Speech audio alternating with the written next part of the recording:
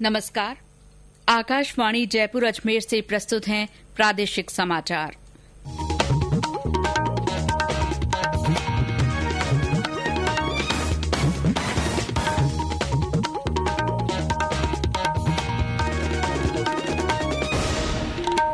मुख्य समाचार।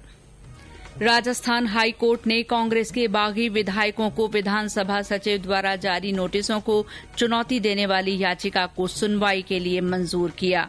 देश के ग्रामीण स्थानीय निकायों को 15वें वित्त आयोग के अनुदान की 15,187 करोड़ रुपए की किस्त जारी की गई।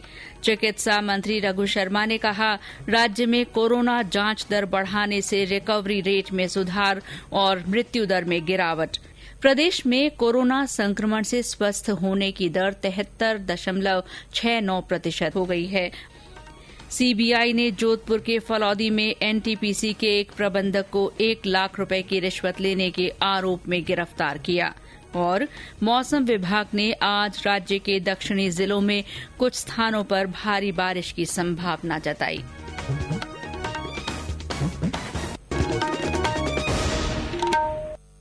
समाचारों के साथ मैं शीला चावला और अब समाचार विस्तार से।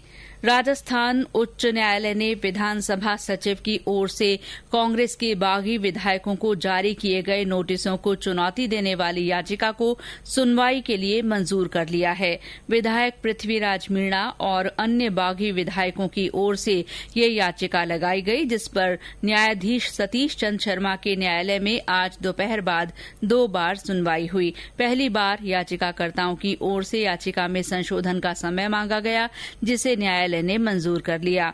शाम 5 बजे संशोधित याचिका पर सुनवाई हुई, जिसके बाद न्यायाधीश ने याचिका को स्वीकार कर लिया।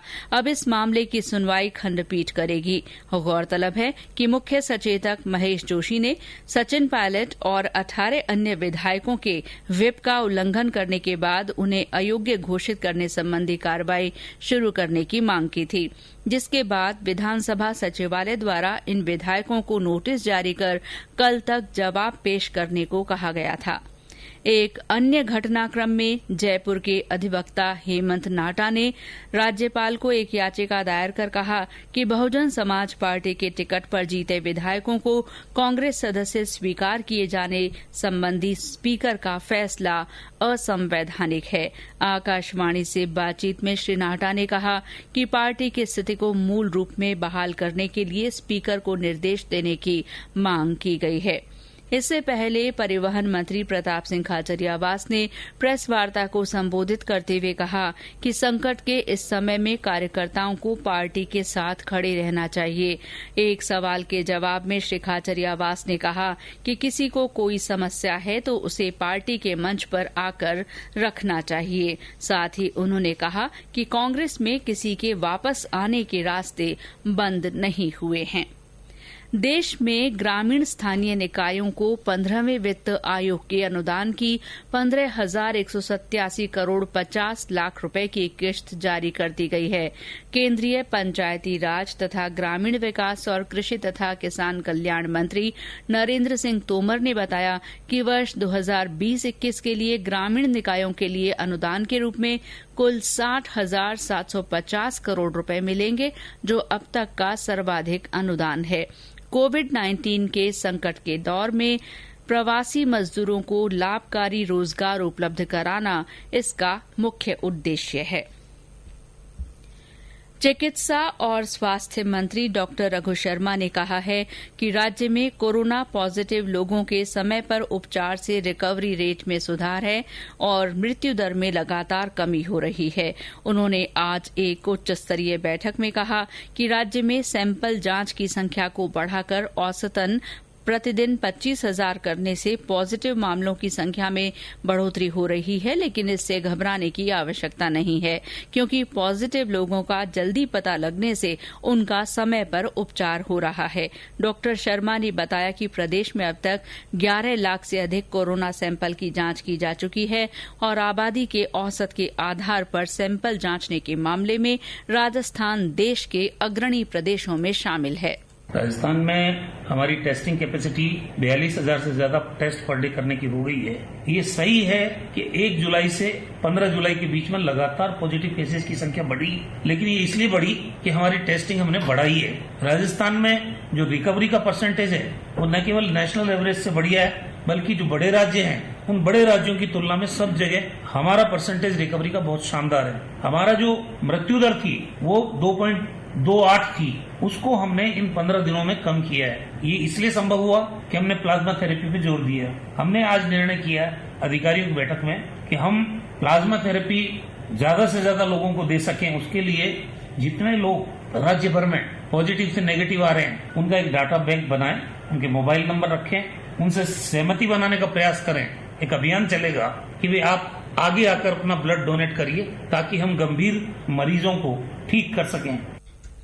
चिकित्सा मंत्री ने कहा कि कोरोना संक्रमण की रोकथाम के लिए मास्क लगाना, सोशल डिस्टेंसिंग रखना, हाथ धोना और भीड़भाड़ में जाने से बचना आवश्यक है। उन्होंने प्रदेशवासियों से कोरोना संक्रमण को रोकने के लिए चिकित्सा और स्वास्थ्य विभाग द्वारा जारी प्रोटोकॉल की सख्ती से पालना करने की अपील की है।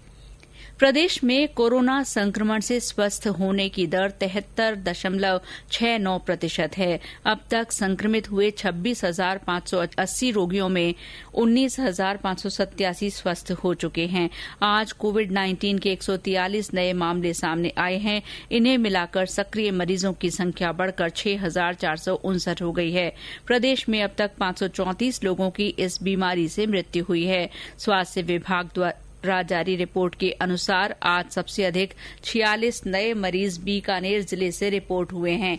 इसके अलावा अलवर में 45, जयपुर में 30, झुंझुनू में 12, नागौर में 5, बांसवाड़ा, बूंदी, करौली, प्रतापगढ़ में 1-1 और अन्य राज्य से 1 व्यक्ति में कोरोना संक्रमण की पुष्टि हुई है। केंद्र सरकार ने कहा है कि कोरोना वायरस से स्वस्थ होने वालों की कुल संख्या 6,12,815 हो गई है। देश में स्वस्थ होने की दर 63.25% हो गई है। पिछले 24 घंटे में रिकॉर्ड 20,783 लोग स्वस्थ हो चुके हैं। फिलहाल देश में कुल 3,31,146 संक्रमित लोगों का इलाज चल रहा है। देश भर में कोरोना वायरस कोविड-19 की जांच करने वाली लैब की संख्या बढ़कर 1,234 हो गई है। केंद्रीय स्वास्थ्य और परिवार कल्याण मंत्रालय द्वारा आज जारी आंकड़ों के मुताबिक पिछले 24 घंटे में कोरोना संक्रमण की जांच करने वाली लैब की सूची में 11 लैब और जुड़ गए हैं। इनमें सरकारी लैब की संख्या 874 और निजी लैब की संख्या 360 है। गौरतलब है कि 23 जनवरी तक पुणे में एक लैब में कोरोना वायरस संक्रमण की जांच की सुविधा थी। मार्च में लैब संख्या बढ़कर 121 हुई और अब देश भर में 1,234 लैब में कोरोना वायरस संक्रमण की जांच की सुविधा उपलब्ध है। बूंदी जिला प्रशासन और सूचना तथा जनसंपर्क विभाग द्वारा कोविड-19 जागरूकता अभियान के तहत आज ऑनलाइन पोस्टर प्रतियोगिता शुरू हुई। ये प्रतियोगिता कोरोना से जंग रंगों के संग थीम पर आधारित है। सवाई माधोपुर में 31 जुलाई तक कोरोना जागरूकता प्रदर्शनी का आयोजन किया जा रहा है। आज बड़ी संख्या में कोरोना योद्धाओं, आंगनबाड़ी कार्यकर्ताओं, सहायिकाओं और साथिनों ने इस प्रदर्शनी का अवलोकन किया। झालावाड़ में जागरूकता अभियान के तहत महिला और बाल विकास विभाग की ओर से रोजाना एक सेक्टर में ऑनलाइन मेहंदी प्रतियोगिता का आयोजन किया जा रहा है। मेहंदी के माध्यम से कोरोना के बारे में जागरूकता संदेश दिए जा रहे हैं। ये समाचार आकाशवाणी जयपुर अजमेर से प्रसारित किए जा रहे हैं। प्रादेशिक समाचार बुलेटिन आप हमारे ट्विटर हैंडल @AIR_News_जयपुर पर फॉलो कर सकते हैं। समाचारों का ये बुलेटिन हमारे Facebook page all India radio news Jaipur, YouTube पर राजस्थान AIR न्यूज चैनल और न्यूज ऑन एयर ऐप पर भी उपलब्ध है। केंद्रीय अन्वेषण ब्यूरो सीबीआई ने जोधपुर के फलौदी में स्थित राष्ट्रीय थर्मल पावर कॉरपोरेशन के एक प्रबंधक ओम प्रकाश को रिश्वत मांगने और प्राप्त करने के आरोप में गिरफ्तार किया है। इस अधिकारी ने 1 लाख रुपए की रिश्वत ली थी। इस प्रबंधक के खिलाफ भ्रष्टाचार निरोधक कानून के तहत शिकायत के आधार पर मामला दर्ज किया गया था। इसने जोधपुर जिले के फलौदी में सौर ऊर्जा संयंत्र की सफाई से संबंधित काम के सिलसिले में शिकायतकर्ता से 3.5 लाख रुपए की रिश्वत मांगी थी। सीबीआई ने जाल बिछाकर इसे रिश्वत की किश्त के 1 लाख रुपए लेते हुए रंगे हाथों गिरफ्तार कर लिया। आरोपी के फलौदी और भीलवाड़ा स्थित परिसरों में छापेमारी के दौरान कुछ आपत्तिजनक कागजात भी बरामद हुए हैं।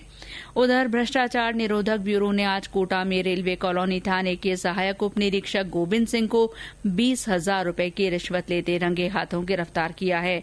इस एएसआई ने एक व्यक्ति से मारपीट के मामले में उसका नाम शामिल नहीं करने की एवज में रिश्वत मांगी थी। और अब मौसम। प्रदेश में कुछ स्थानों पर हल्की से मध्यम बारिश हुई है। सबसे ज्यादा 7 सेंटीमीटर बारिश चित्तौड़गढ़ जिले के बड़ी सादड़ी में दर्ज की गई। इसके अलावा धौलपुर में आज तेज बारिश से लोगों को गर्मी से राहत मिली।